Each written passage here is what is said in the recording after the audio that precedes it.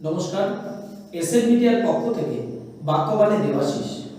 আজ কোনো রাজনৈতিক দল নয়, আজ কোনো অন্য আলোচনা, আজ একদমই আমরা নতুনত্ব এক প্রতিভা আমরা দর্শকদের সামনে তুলে ধরেছি। আমাদের সাথে আজকে উপস্থিত অদিতি দেব, কুচবিহারের মেয়ে, সুকান্ত সরণী।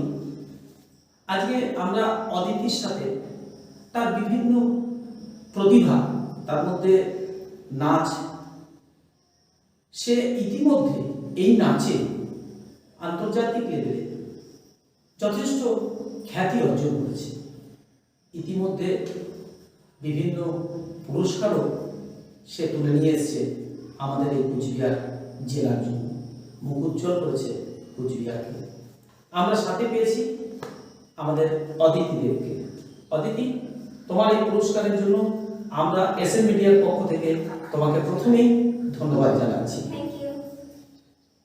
পাশে পেয়েছি অদিতির পিতা শ্রী জগৎ দেব। নমস্কার। প্রথমেই আমরা দর্শকদের সামনে তুলে ধরছি আমাদের প্রতিভা সম্পন্ন ক্ষুদে শিল্পী অদিতি দেবকে।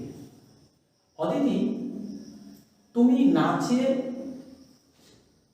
8th international dance and music যে ফেস্টিভ্যাল হয়েছে নেপালে, সেই নেপালে তুমি পুরস্কৃত হয়েছ। প্রথমেই বলছি, এই যে পুরস্কার, একটা পুরস্কার তো আসে, যথেষ্ট প্র্যাকটিস, তো কিভাবে নাচের জীবনটা শুরু, কবে থেকে নাচ করছো? আমি 2.5 ইয়ার্স থেকে ডান্স স্টার্ট করেছি এবং আমি এখন গুরুশ্রী গিরিধারী নায়ক কলকাতা, তার কাছে এখন আমি ওডিসি ডান্স শিখছি। নাচের যে বিভিন্ন ভাগ, তার মধ্যে কোন কোন বিভাগে তুমি নাচ করো? আমি ওডিসি ক্লাসিক্যাল ডান্সটা আমার মূল বেস, এবং তার সাথে আমি রবীন্দ্রনৃত্য, নজরুল নৃত্য, ফোক ডান্স এবং অন্যান্য যা যা ডান্স আছে সেগুলো পারফর্ম করি। সাথে পড়াশোনা চলছে। কোথায় পড়াশোনা করছো? আমি কেন্দ্রীয় বিদ্যালয়ে নীলকুঠি বাবুরহাট এট কোচবিহারে পড়াশোনা করছি। কোন ক্লাস তোমার? এখন আমি ক্লাস 7-এ পড়ছি। হঠাৎ গান না, অন্য কোনো মিউজিক না, অন্য কোনো খেলাধুলা না, নাচের প্রতি তোমার আগ্রহ কেন? নাচের প্রতি আমার একদম ছোটবেলা থেকে খুবই আগ্রহ ছিল। যখনই টিভিতে কোনো গান বেজে উঠতো আমি ডান্স করা শুরু করে দিতাম, এবং সেটা দেখে আমার বাবা আমাকে ডান্সে ভর্তি করে। এখন আমি গুরুজির কাছে তালিম নিচ্ছি এবং আমি ডান্সে একটি জায়গায় পৌঁছতে পেরে আমি খুবই খুশি। বাবা মার চাপ ছিল নাচ করার? না না না, এটি একদম আমার নিজের ইচ্ছা, এবং বাবা মা আমাকে সাপোর্ট করছে। বাড়ির সব মেম্বারই আমাকে সাপোর্ট করছে, আমাকে আশীর্বাদ দিচ্ছে। যারাই ডান্স দেখছে তারা আমাকে প্রাণ খুলে আশীর্বাদ করছে এবং বলছে আরো এগিয়ে যাও।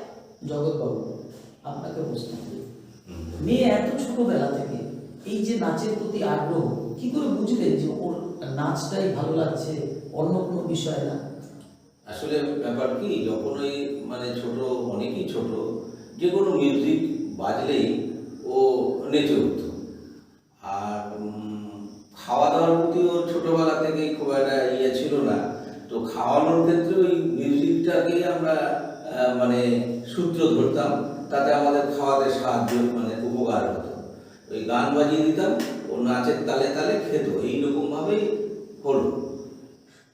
এবং আমাদের আমি বাই প্রফেশন অ্যাডভোকেট, তো আমাদের 125 বছর পূর্তি উপলক্ষে প্রথম একটা পারিবারিক অনুষ্ঠান হয় আর কি। ওখানে অনেক বাইরের বম্বের আর্টিস্টরাও এসেছিল। তো ওখানে সিদ্ধান্ত হয় যে আমাদের আইনজীবীদের পরিবারের ছেলে মেয়েরা যে যা জানে সে দিয়ে একটা পারফরমেন্স হবে। তো সেখানে প্রথম ও সবচেয়ে কনিষ্ঠ, সবচেয়ে ছোট হিসেবে ও একটা ঋতুরঙ্গ করা হয়। তখন তার বয়স কত? তখন ও 2.5 বছর। আচ্ছা। সেই 2.5 বছর বয়সে ও 6টা ঋতুতেই ওর যারা আমাদের নাচটা করিয়েছে তারা ওর নাচ দেখে ওই 6টা ঋতুতেই ওকে নিয়েছে আর কি, ওইটুকু বয়সে। এবং ওই গোটাটা টেনে নিয়ে গেছে আর কি, এইরকম ব্যাপার। তো সবাই খুব অ্যাপ্রিসিয়েট করেছে। আমাদের পরিবারে কেউ নাচ টাচ করে না, তো তারপরে সেখান থেকে সবাই আমার কলিগস, ফ্রেন্ডস, ওয়েলিম স্যার যারা আছে সকলেই বললো না ওকে নাচে দাও, ওর ভেতরে দারুণ নাচ আছে। তো তারপরেই আমি কুচবিহারে মানে একজন গুরু তার সন্ধান পাই, তো তার কাছে শুরু করে রবীন্দ্র নৃত্য টিত্য দিয়ে।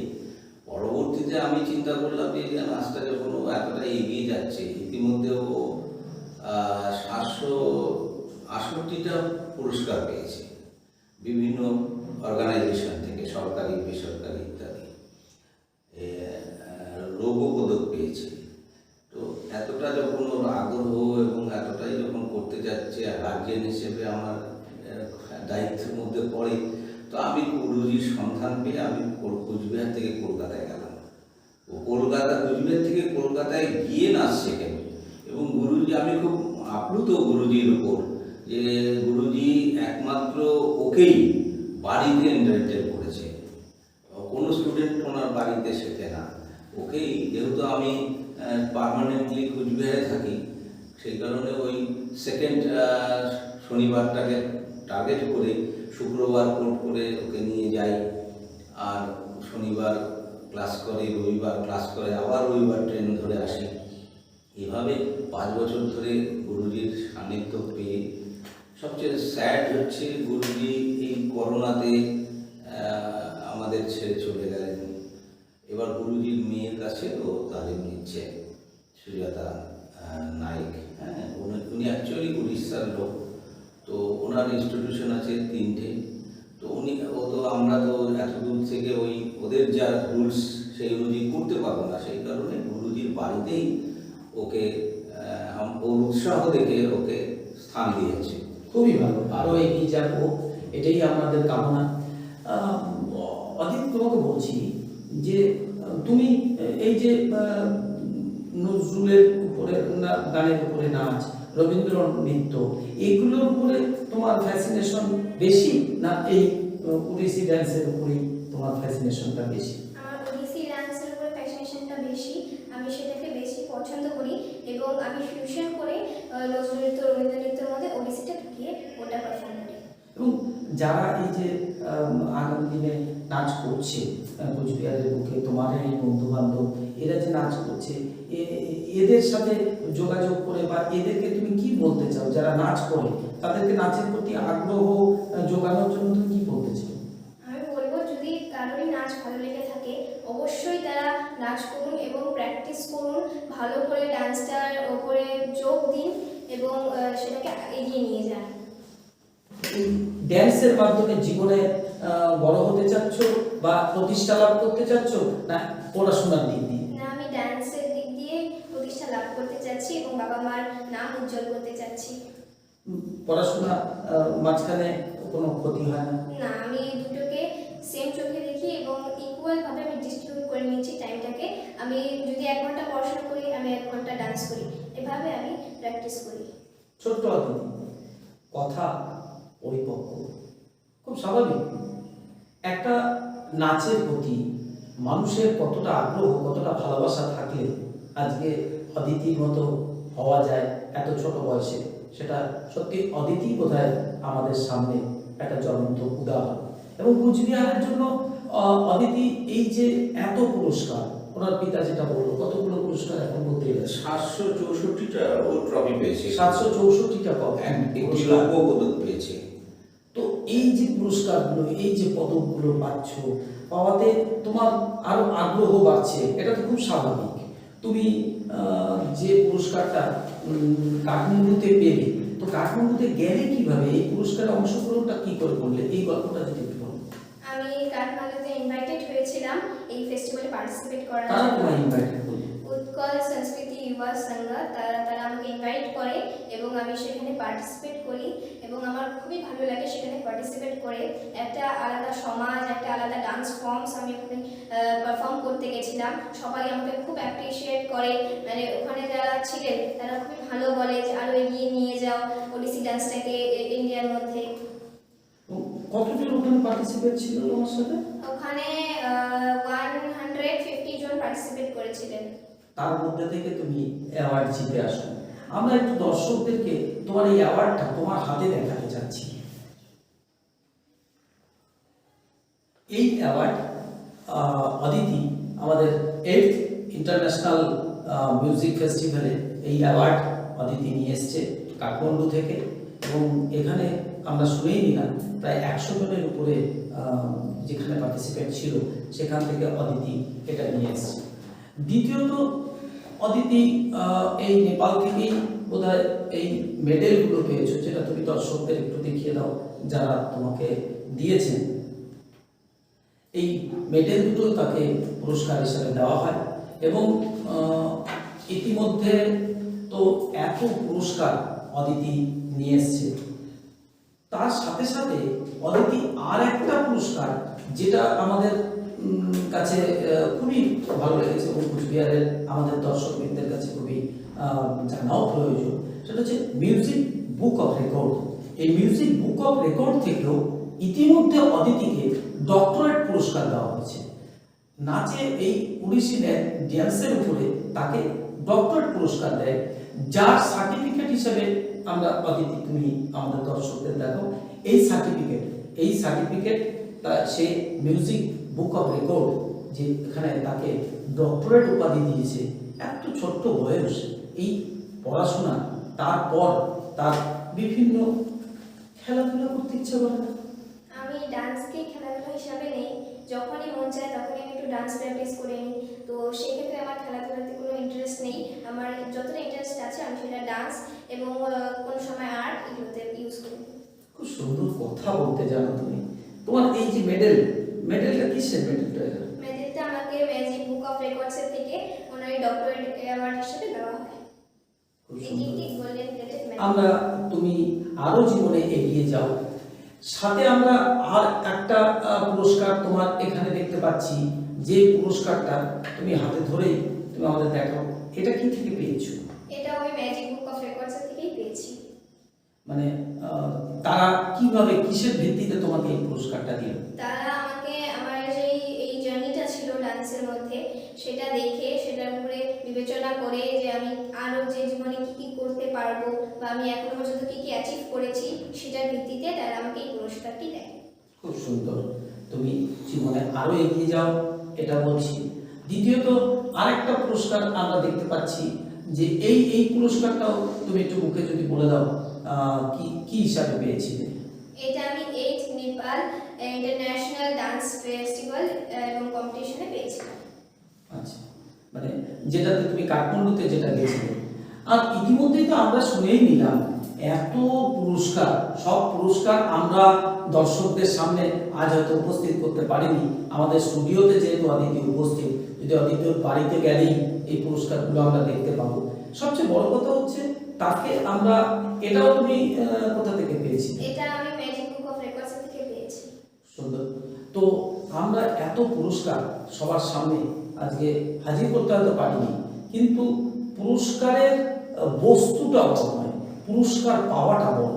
পুরস্কারের জন্য যে পরিশ্রম করতে হয় তার জন্য আমরা আমাদের এই এসএম মিডিয়ার পক্ষ থেকে আমরা অদিতিকে যথেষ্ট ধন্যবাদ জানাচ্ছি, এবং সাথে সাথে এটাও বলছি অদিতি আগামী দিনে এগিয়ে যাবে। এর পরবর্তীতে যেটা বলছি, আমরা খুব সাধারণভাবে শুনি ড্যান্স বাংলা ড্যান্স, টিভিতে একটা রিয়ালিটি শো খুব জনপ্রিয়, তোমার যেতে ইচ্ছে করছে না? ওখানে অ্যাকচুয়ালি ক্লাসিক্যাল ডান্স ফর্ম যেগুলো আছে ইন্ডিয়ার সেগুলোকে রিপ্রেজেন্ট করা হয় না। সেখানে আলাদা আলাদা ডান্স ফর্ম যেগুলো ইন্ডিয়ার নয়, যেগুলো ক্লাসিক্যাল ডান্স ফর্ম নয়, সেগুলোকে তারা রিপ্রেজেন্ট করে। আমি চাই যে আমাদের ভারতবর্ষের যতগুলো ক্লাসিক্যাল ডান্স ফর্ম আছে সেগুলো আগে প্রথম স্থানে যাক, তারপরে যারা ডান্স আছে তারা থাকুক।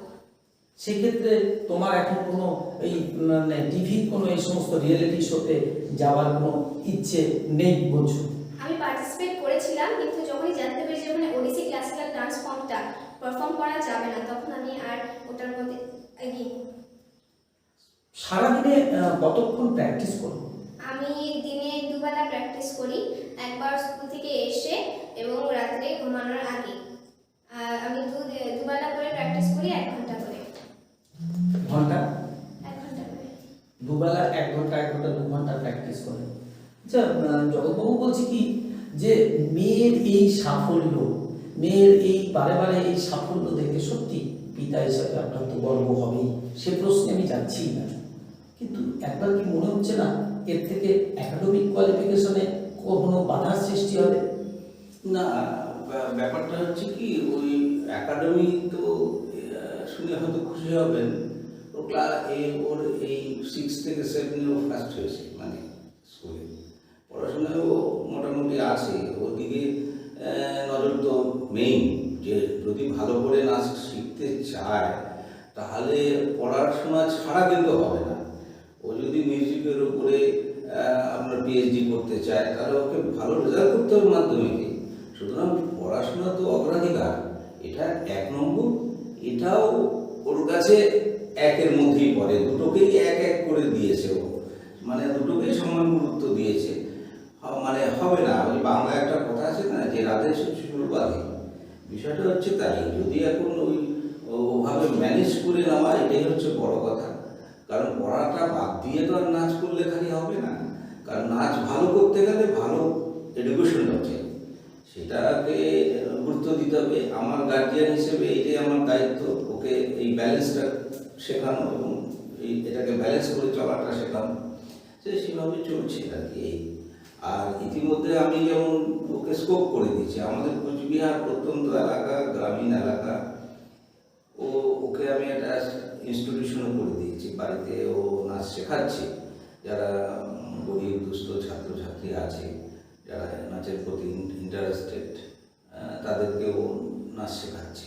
বাহ, খুব সুন্দর। বাড়িতে এই বয়সে এসে ও যেরকম নাচ শিখছে তার সাথে সাথে দুস্থদেরও নাচ শেখাচ্ছে, এইটা হচ্ছে একটা আলাদা পুরস্কার, ওর আলাদা পুরস্কার। এইটুকু বয়সে ওর এখন পর্যন্ত 10 জন ওর স্টুডেন্ট হয়েছে, ও শেখাচ্ছে। খুব সুন্দর। অদিতি, বলছি নাচ শেখা, পড়াশোনা, এর সাথে বাবা মা শাসন কার, বাবা না মা এগিয়ে? না, আমাকে কেউ শাসন করে না। যখন আমার যেটা করতে ইচ্ছা হয় তা আমি সেটা করে নিই। বাবা আমাকে কিছুই বলে না এবং বলে যে তোমার যখন যেটা ইচ্ছা হবে, তুমি যদি চাও এখন আমি একটু ডান্স করবো, করতে পারো। তুমি যদি চাও আমি এখন একটু পড়াশোনা করবো, করতে পারো। তুমি যদি চাও এখন আমি একটু আর্ট করবো, করতে পারো। তোমার যখন যেটা ইচ্ছা তখন তুমি সেই টাইম ম্যানেজ করে প্র্যাকটিসটা করে নিও। সারাদিনে বাবা একজন অ্যাডভোকেট, বাবা তো তার কোর্টে ব্যস্ত, মা সারাদিন বাড়িতে, তো কাকে 1 দেবে, কাকে 2 দেবে? আমি কাউকে 1 দেবো না, আমি দুজনকেই 2 দেবো। কারণ কি, মা বাবা যখনই যেটা করবে সেটা তাদের বাচ্চার জন্য সবসময় ভালোই করবে। মা বাবা কোনোদিনও নিজের বাচ্চার জন্য খারাপ চায় না।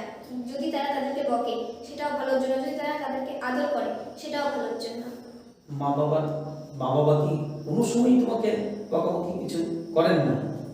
না, অতটা করেন না, হয়তো হালকা একটু করলে। সেটা কি মা বেশি না বাবা বেশি? ওটা দুজনেই একটু একটু করে। দুজনেই একটু একটু করে, একদমই বকাবকি করে আর কি। এটা স্বাভাবিক। এতটা পুরস্কার, এতটা মুখ উজ্জ্বল করা, আগামী দিনে একজন প্রতিষ্ঠা পেতে হলে নৃত্যশিল্পী না একজন ভালো চাকরিজীবী, না ডাক্তার, না ইঞ্জিনিয়ার? আমি অবভিয়াসলি একজন নৃত্যশিল্পী হতে চাই, ওডিসি ক্লাসিক্যাল ডান্সার। আমার ইন্সপিরেশন আছে শ্রী গুরু সুজাতা মহাপাত্রা, আমার নিজের গুরুজি গুরুশ্রী গিরিধারী নায়ক।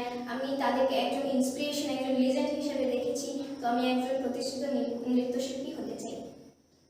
তোমার একটু গুরুজিকে পেয়েছিলে, যখন প্রথম গুরুজির কাছে গেলে একটু অভিজ্ঞতা বলো না, যে গুরুজি তোমায় কি বললেন, বা তোমার এই তোমাকে যে সুযোগ দিলেন এত বড় বড় শিল্পী, কিন্তু তারা নিশ্চয়ই তোমার প্রতিভাটা দেখে প্রথম দিন তোমার একটা অভিজ্ঞতা বলো। আমি যখন প্রথম দিন গুরুজির সামনে গেছিলাম, গুরুজি যখন আমাকে প্রথম একজন স্টুডেন্ট হিসেবে মেনে নিয়েছিলেন, সেদিনকে আমি খুবই হ্যাপি ছিলাম যে এত বড় মানের একজন গুরুজির কাছে আমি একজন স্টুডেন্ট হিসেবে শিখতে পারছি। আমি যখন শিখলাম আমার খুবই ভালো লেগেছিল। মানে একজন স্টুডেন্ট এবং টিচারের যা সম্পর্ক হয়, তিনি যখন ভাত খাচ্ছিলেন আমাকে একটু খাইয়ে দিচ্ছিলেন, কিছু মিষ্টি আনলো বা কেক আনলো আমাকেও একটু দিলেন। মানে সব সময় তিনি আমার পাশে ছিলেন। এবং যখনই কিছু আমি বড় কম্পিটিশনে জিতে এসতাম, আমি যখন আমার গুরুজিকে বলতাম যে গুরুজি আমি প্রথম হয়েছি, গুরুজি আমি প্রাইজ পেয়েছি, তিনি খুবই খুশি হতেন এবং আমাকে প্রাণ খুলে আশীর্বাদ করতেন। দারুণ। এই যে আশীর্বাদ, সত্যি গুরুর এই আশীর্বাদ, গুরুর এই ভালোবাসা, খাইয়ে দেওয়া, মিষ্টি খাওয়ানো, এই সত্যি এই পাওনা তোমার প্রতিভার জন্য, এটা আমি মেনে নিচ্ছি। এবং ইতিমধ্যে তুমি 12টা ইন্টারন্যাশনাল অ্যাওয়ার্ড পেয়েছো। হ্যাঁ, অদিতি 12টা ইন্টারন্যাশনাল অ্যাওয়ার্ড পেয়েছে। তো এই অ্যাওয়ার্ডগুলো পাওয়ার পরে আপনারা অভিভাবকরা কীরকম লাগে বলুন? খুবই তৃপ্তি লাগে। ওর মেহনত, ওর গুরুজি এবং গুরুমা সুজাতা এরা ওকে পারিবারিকভাবে ওকে সাপোর্ট করে এবং ওর মানে বলতে গেলে ওয়েলউইশার আর কি, সবসময় সাজেশন দেন কীভাবে করলে কতটা ভালো হবে, কী ব্যাপার, কী বৃত্তান্ত। একদম একটা পারিবারিক সম্পর্ক হয়ে গেছে ওদের বাড়িতে, যাতায়াত, থাকা, খাওয়া, একদম মানে কি বলবো, আপনার গুরু শিষ্যের পরম্পরা সেই জায়গাটায় নেই, তার ঊর্ধ্বে চলে গেছে এইরকম একটা রিলেশন। তাই এটা পাওয়া ভাগ্যের ব্যাপার, সেদিক থেকে অদিতি খুব ভাগ্যবতী, এইটুকু আমি বলবো। তো সেইভাবে করছে এখন, সকলের মানে শুভেচ্ছা এবং ভালোবাসা দিয়ে আরও এগিয়ে যাবে এইটুকু বলি। তবে আক্ষেপের কথাও একটা বলবো যে কুচবিহারে যে সরকারি বিভিন্ন অনুষ্ঠান ইত্যাদি, এতেও কিন্তু এই যে এত বড় অ্যাচিভমেন্ট, সেই খবর বোধহয় কেউ রাখেও না এবং সেই রকমভাবে ওর মানে সেই মর্যাদাটাও ও কুচবিহারবাসী হিসেবে যে যতটা পাওয়ার কথা, বিভিন্ন সংস্থা, সংগঠন, মানে সরকারি বেসরকারি, সেভাবে ও মানে পাচ্ছে না বলে আমার একটু আক্ষেপ আছে। কারণ ওর এই প্রতিভাটা দেখে আরও বাচ্চারা এর উপর আকৃষ্ট হবে। হ্যাঁ, এইটাই হচ্ছে, তাতে কি হবে, এই জগৎটা বর্তমান যে সমাজ ব্যবস্থা, তাতে এই বাচ্চারা যদি এই ধরনের কাজে আরও এগিয়ে যায় তাহলে সমাজটা ভালো হবে। এই দায়িত্বটা আমাদের সকলের, সেইটাই আর কি বলবো আর কি। খুব স্বাভাবিক কথা। এটা আপনি হয়তো আপনার পিতা হিসেবে একটা আক্ষেপ, বা আপনার অভিভাবকরা আপনাদের একটা আক্ষেপ যে কুচবিহারের বুকে যে সমস্ত অনুষ্ঠানগুলো হয়, এই অনুষ্ঠানে এই ধরনের একটা প্রতিভা উঠে আসুক সবার মাঝে, তার এই প্রতিভাটা সবার মাঝে দেখা যাক এবং আরও অনুপ্রাণিত, সেটা আমরাও কামনা করছি আমাদের পক্ষ থেকে, যে অদিতির এই প্রতিভা চারিদিকে ছড়িয়ে পড়ুক। এবং সত্যিকারের এ তো কুচবিহারের গর্ব আমাদের, যে একটা ইন্টারন্যাশনাল 12টা ইন্টারন্যাশনাল অ্যাওয়ার্ড যে অদিতি এনে দিতে পারে, তো সত্যি সে তো সাধারণ স্বাভাবিক নয়, খুব স্বাভাবিক কথা। এবং অদিতির এই যে চেষ্টা, তোমার এই যে চেষ্টা, এটা করতে গিয়ে কখনো কি মনে হয়েছে যে এই যে কুচবিহারে বাবা যেটা বললেন, কুচবিহারে প্রোগ্রাম কম পাচ্ছ বা প্রোগ্রাম হচ্ছে না, তোমার কি সেক্ষেত্রে কোনো আক্ষেপ? আমার আক্ষেপ এটা আছে যে ওড়িশি ক্লাসিক্যাল ডান্সটাকে কোচবিহারে এখনো অতটা প্রতিষ্ঠিত হয়নি। অনেকজন তো জানে না যে ওড়িশি ক্লাসিক্যাল ডান্সটা কি। তো আমি সেটা বলবো যে ওড়িশি ক্লাসিক্যাল ডান্স শুধু নয়, তারা অনেক ফর্মসই জানেন না ক্লাসিক্যাল ডান্সে। তো ক্লাসিক্যাল ডান্স যে মেন, সব ডান্সের থেকে যেগুলো জিমন্যাস্টিক আছে, বলিউড আছে, ওগুলো থেকে কিন্তু ক্লাসিক্যাল ডান্স সবার প্রথমে এসেছে। সেগুলো একটি ভগবানের ডান্স, একটি ক্লাসিক্যাল ফর্মস কিন্তু সব থেকে উচ্চতায় থাকা দরকার, সেটা আমাদের কোচবিহারে নেই। আচ্ছা, মূলত ওড়িশি ড্যান্সের মধ্যে মানে কি পার্থক্য আমাদের এমনি এই যে ক্লাসিক্যাল ড্যান্সগুলোর সাথে, কি পার্থক্যটা? সব ক্লাসিক্যাল ডান্সই আলাদা। যদি কোনো ক্লাসিক্যাল ডান্সের সাথে কোনো সিমিলারিটিস নেই, থাকতে পারে অল্প কোনোটার সাথে, কিন্তু একটা হলো লাস্য, একটা তাণ্ডব, সবগুলোর বডি স্ট্রাকচারই আলাদা হয়, একটা বোল্ড, একটা সফট। তো সেইভাবে অনেকটাই আলাদা ওড়িশি ক্লাসিক্যাল ডান্স। তার সাজ আলাদা হয়, তার পোশাক আলাদা হয়। এবং স্কুলের বন্ধু বান্ধবরা তোমার এই সাফল্য নিয়ে কি বলে? তারা বলে খুবই ভালো, আমাদেরও খুশি হয় যে তুই আমার ফ্রেন্ড। তারা আমাকে খুবই অ্যাপ্রিসিয়েট করে যখন আমি স্কুলে কোনো প্রাইজ পেয়ে স্কুলে দেখাই। প্রিন্সিপাল স্যার, সমস্ত টিচার্সরা, আমার ক্লাস টিচার্স, আমার সমস্ত ফ্রেন্ডসরা সবাই আমাকে খুব অ্যাপ্রিসিয়েট করে এবং বলে আরও এগিয়ে যা। আমরাও বলছি তুমি আরও এগিয়ে যাও, কুচবিহারের নাম আপনার মেয়ে আরও বেশি উজ্জ্বল করুক। অদিতি আগামী দিনে আমাদের সারা পৃথিবীর বুকে অদিতি ছড়িয়ে যাক। এবং অতিথির মতো মেয়ে আমাদের কুচবিহারে থাকাতে আমাদের কুচবিহারবাসীর জন্য আমরা গৌরবান্বিত। আগামী দিনে তুমি আরও পুরস্কার পাও এবং আরও সাফল্য তোমার আসুক, এই কামনা, এই বাসনায় আমরা রাখছি। আজকের এই অনুষ্ঠান আমরা এখানেই শেষ করছি। নমস্কার, সবাই ভালো থাকবেন।